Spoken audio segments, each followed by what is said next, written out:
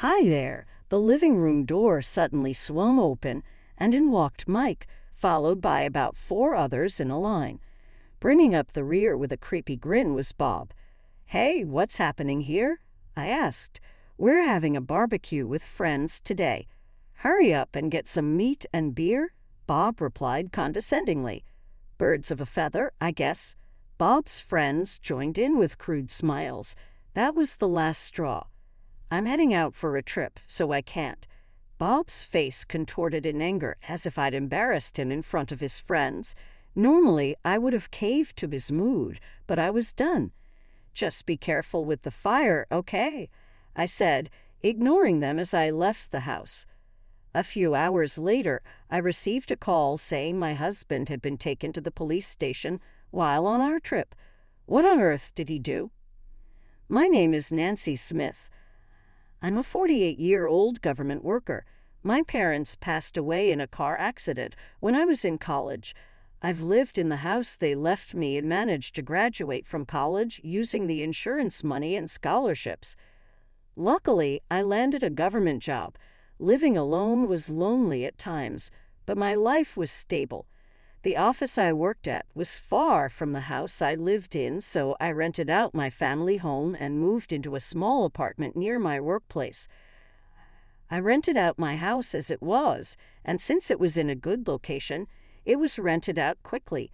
The tenant was a very kind person and, knowing my situation, said I could visit any time. Thanks to the rental income and my government salary, my life was more stable than most people my age. Around that time, I started enjoying visiting churches, museums, and old mansions. Time seemed to move slowly in these places, and they had a unique atmosphere that made me feel relaxed in some way and solemn in another, which I loved. I met my husband Bob at a book club for adults, which I was invited to by a friend. He was quiet and kind, and I was quickly drawn to him. Bob was very intuitive and took the lead, which helped because I was shy in relationships. After dating for 2 years, he proposed to me on my 29th birthday, and we got married the next year. Our daughter Emma was born, and we were incredibly happy. However, around that time, Bob's true colors started to show. I worked as well, so we had an agreement to share household duties. Bob kept his word until I was pregnant. But once I started maternity leave, he often went out for drinks, and once I was on parental leave, he stopped doing any house chores altogether. "Hey, aren't you in charge of the dishes?" "Please, what? You're just lounging around at home all day." "Why don't you do it?" Bob quickly got ready and left after saying that.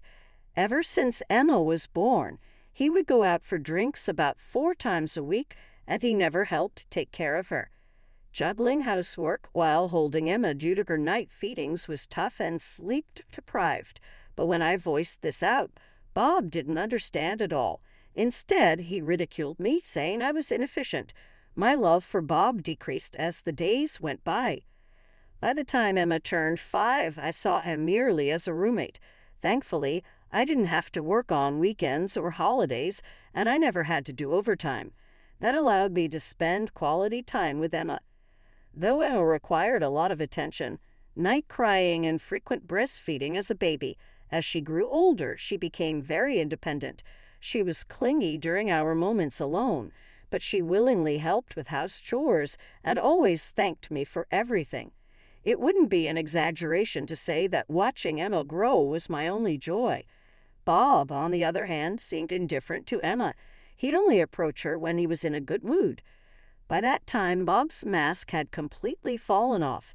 Not only did he neglect house chores and parenting, but he also went out drinking almost every day and came home, filling the air with women's perfume smell. But I had lost so much affection for Bob that I hardly cared anymore. Still, I didn't choose divorce to ensure Emma had a stable environment. To be honest, with the rental income from my family home and my salary, I could easily support Emma's education up to college, but I didn't want to risk Emma facing difficulties if something happened to my income. Luckily, Bob was good at his job, and even though he worked at a smaller firm, he earned more than I did. I decided to see him as someone contributing to Emma's education fund and our living expenses. However, by the time Emma entered high school, Bob's spending habits worsened. I had let him spend freely except for Emma's tuition and living expenses. However, one day I got a call from the school saying they hadn't received her tuition payment. In a panic, I transferred the money from my account. This incident made me realize that staying married had no benefits anymore. With that thought, I approached Bob, who was seriously looking at himself in the mirror. "Hey, the school called.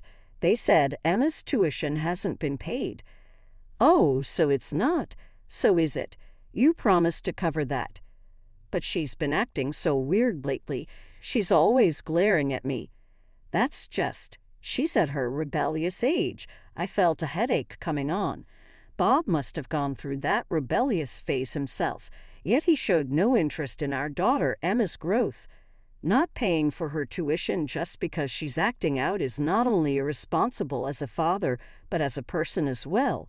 At that moment, I decided to divorce Bob once Emma would start college, and until then, I decided to play the role of a docile wife. Lost in my thoughts, I noticed Bob smirking at me. "What? I barely come home, so do I even need to contribute to living expenses? Instead, I'll pay for her tuition and stop giving money for other expenses." "Fine." I felt my determination waver at his words, but agreed nonetheless. It can't possibly be accepted not to contribute to living expenses from the start, but needing him to cover Emma's tuition was more important, so I begrudgingly accepted the money. Bob, once provided for living expenses, became his pocket money, and his lifestyle became increasingly extravagant. One day, as I was walking near the station after work, I saw Bob with a familiar-looking man, their arms around each other. Bob didn't notice me, but the man did and approached me. "Hey, aren't you Bob's wife? What are you up to here?" Well, I felt like I'd met him at our wedding, but I couldn't remember his name since Bob never introduced us. Even from a distance, I could smell the strong alcohol on him. How long had he been drinking? I tried to keep a smile on my face, suppressing my discomfort. "Oh, I'm Mike. Bob and I were in the same club in college. By the way, you're stunning. How about a night with me?" "Just kidding." "Hey, if you want this old lady, she's all yours." I was more shocked by Bob's words than Mike's crude remarks. No matter how drunk, no man should say that about his wife in her presence. "Really? Maybe I should book a hotel room then."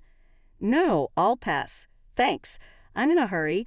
So chills ran down my spine, and I quickly left the scene. I could hear Mike and Bob talking behind me, but I chose to ignore them.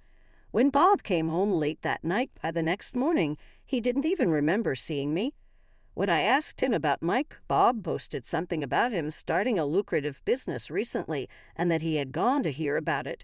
"Don't come asking for money when I get rich, all right?" I just replied to his fluffy words. Yeah, as long as he covered Emma's tuition. I had no more expectations from Bob. However, after Emma had started college, a major incident took place. It happened on the day I planned a solo trip to use up some of my accrued leave. After packing everything by the entrance, I took a little break. Bob, being chirpy, had left early in the morning, so I just left him a message he read. So I considered my duty done and sipped my tea. I then heard a noise from the entrance and thought Bob had unusually come back early. However, when I saw who came in through the open door, I almost spit out my tea in surprise. "Hey there!" Suddenly the living room door opened, and it was Mike. 4 or so more guys followed him in. Excuse me, what's going on?" "We're having a barbecue with friends today. Go buy some meat and beer quickly." Both Bob, with his lewd smile, and his friends were grinning at me.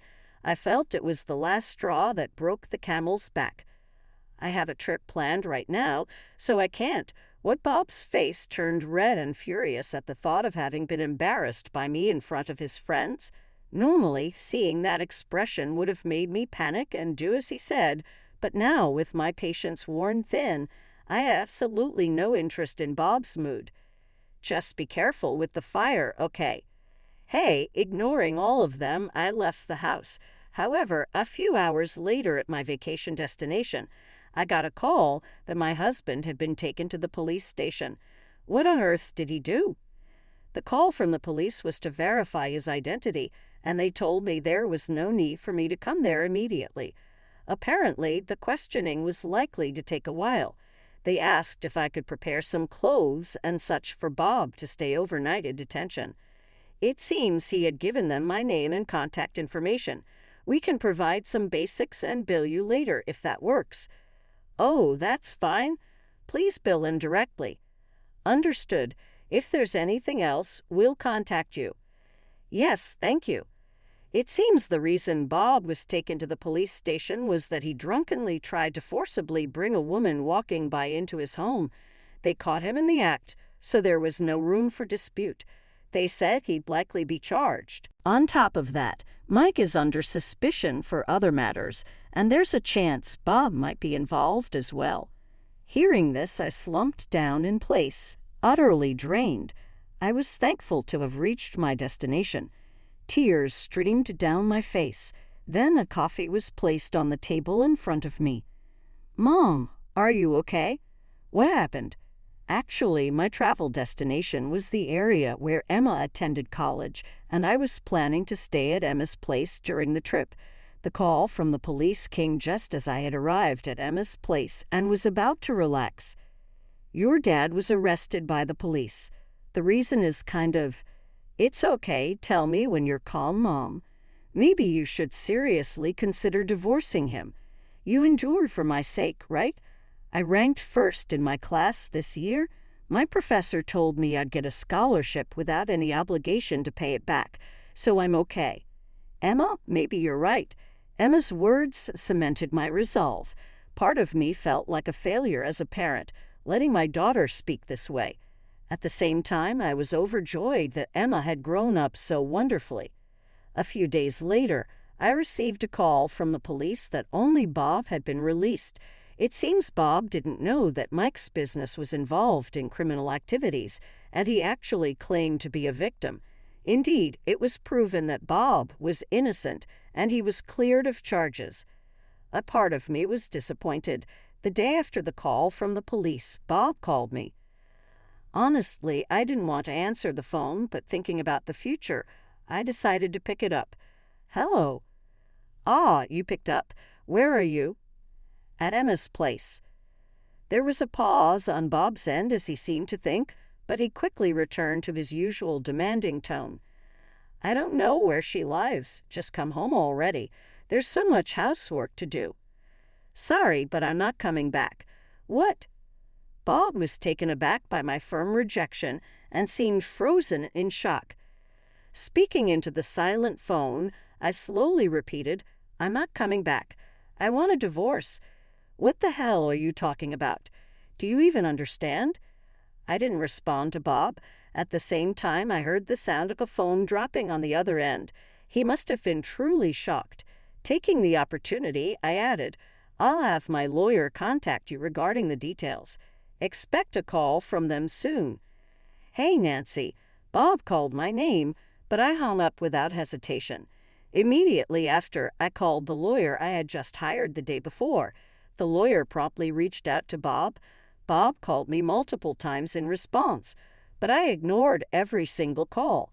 Next, I called my workplace.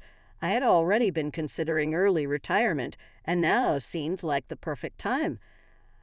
I decided to move closer to Emma. Fortunately, I had an inheritance from my parents and consistent income from renting out our family home.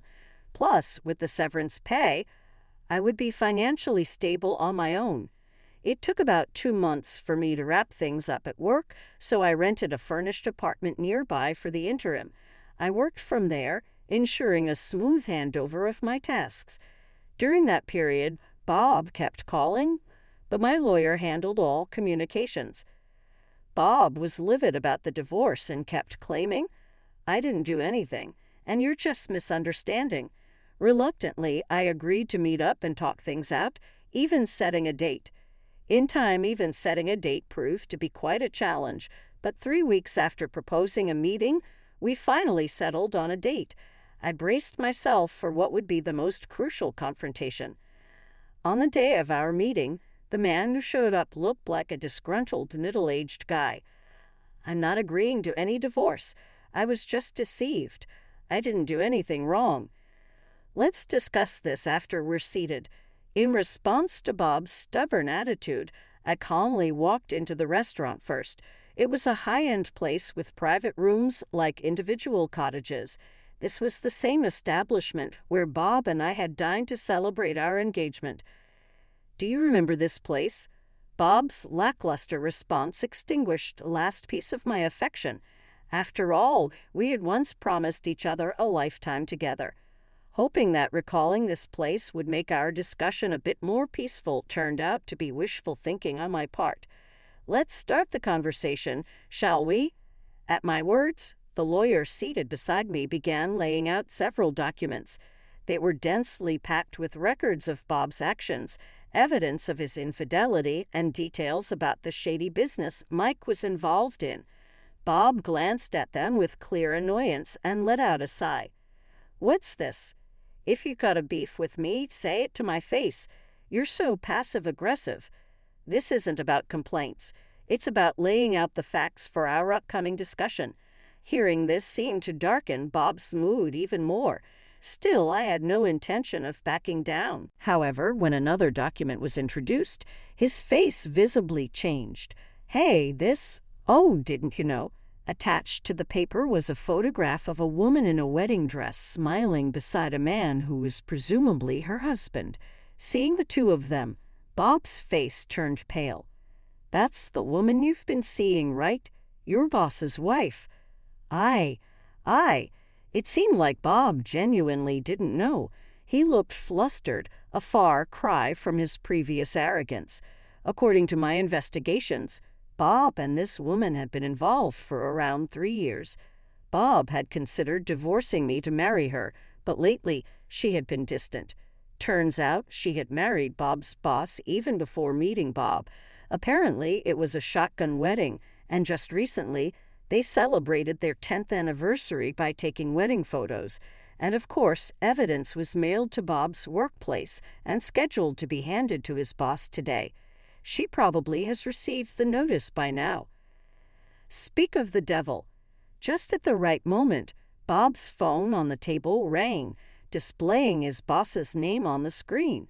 Bob didn't answer, so I took the liberty to tap on Answer, switching it to speaker mode. A deafening yell blared from the phone, so loud you'd think the windows would break. "You've been deceiving me, cheating on my wife even during work hours. That's a betrayal to the company, too. Don't think you'll be safe at work starting tomorrow." I'm so sorry." Bob, in a tizzy, looked absolutely pitiful. There was no trace of the charm he once had when I loved him. I shook my head and tapped on the documents. "So, can I submit the divorce papers for now?" "No, I won't. Perhaps because his plans to remarry his affair partner were now ruined. Bob became even more stubborn about not wanting a divorce." Feeling cornered, I called out to someone beyond the door. "It seems this is troublesome. What should we do?" "Who's there?" Trembling with fear, Bob looked over to me for answers. I simply directed him to the door with my gaze. Hesitant at first, Bob's face turned an even paler shade when he saw the person who walked in. Dad, Mom, why are you here?" It was my parents-in-law. Bob didn't get along too well with my in-laws, and after our marriage, he forbade me from interacting with them. For him, they were the last people he expected to see. My mother-in-law gave me a slight nod before storming up to Bob and raising her hand with a loud slap. Bob's face turned red. My mother-in-law, even more flushed than him, began shouting, "How could you cheat on Nancy? A wonderful wife? What have you done, huh? Nancy and you haven't met since we got married. How do you know she's wonderful?" Before I could respond, my father-in-law intervened. "Nancy has been sending us letters once a month, updating us on Emma's growth. Recently, she and Emma have even come to visit. She's too good for a son who hasn't even reached out once since getting married. What the heck? Hey, didn't I tell you not to contact my family? What gives you the right to reach out without my permission?" Bob shouted, diverting his gaze from my father-in-law to glare at me. Actually, my in-laws own a farm and live together with my brother-in-law and sister-in-law. For some reason, Bob, who never got along with my brother-in-law's wife and always criticized her, was kicked out of the family home right after graduating from college. Bob probably kept me away from my in-laws because he was worried his bad behavior would come to light. When I found out from my in-laws, brother-in-law, and his wife that this was the case, I was stunned by my poor judgment in choosing a husband. When I sent a greeting card, they were kind enough to call me. That's how we secretly kept in touch. You deceived me. Who I associate with is none of your business. I don't want to hear it from a man who cheated repeatedly and got involved in shady business dealings, I retorted, and Bob froze, looking frustrated. However, he suddenly changed his tune. "Ha! You seem to have thought this all through, but I'm divorcing you. I won't be giving you a dime or our house. Why even bother saying that? Everything's going to Nancy," my mother-in-law said, pushing him slightly. He was taken aback. I coldly watched Bob for a moment, put the documents in my bag, and left the restaurant with my lawyer. Later, I went to the city court to submit the divorce papers. Although it was a swift process, I felt extremely relieved. Bob was exposed for having an affair with his boss's wife and engaging in it even during working hours. He got fired from his small company. Since he gave me all the money, he was left penniless. In the end, my in-laws temporarily took him back to their family home and later sent him off to live with distant relatives. Turns out, my brother-in-law's daughter got married last year, and she's about to return to her hometown for a baby shower. Because of past grievances, my sister-in-law hadn't forgiven him and even refused to let him into the house. During the summer, Bob spent one night in a small hut on their property. The next morning, a relative came and took him away. Although Bob's lover and her husband, who is also Bob's boss, didn't end up divorcing, she was forced to live with the boss's parents. It's said that she's constantly under the watchful eye of the mother-in-law, enduring her constant snide remarks and nagging. Once Bob apparently sneaked out of his relative's house to see his lover. However, it seems she was just using him for fun, because as soon as she saw him, she said, "Give me some money so I can get away." This is what the mother-in-law had heard through the grapevine from the relatives. He was devastated and returned to his relative's house. Now, he works non-stop, and when he does get a day off, he's under the watchful eye of his relatives and can't go out freely. Since my divorce, I've stayed close to my ex-wife's family, especially since they're Emma's grandparents. My brother-in-law and his wife are wonderful. We often share meals, making me feel like I've gained a new family. Anna was initially upset about the divorce, but surprisingly, she's happy with how things turned out. Since she lives nearby, we hang out twice a week. As for me, I've moved to an area with many churches and cathedrals. Diving into my hobbies, I own 2 homes, one in my hometown and one downtown, rented out to cover my expenses. This allows me to use my retirement funds and insurance for Emma's college, hobbies, and travel. Lately, I've been thinking I should have divorced sooner, given my relaxed lifestyle. With the notebook Emma gifted me, I'm off on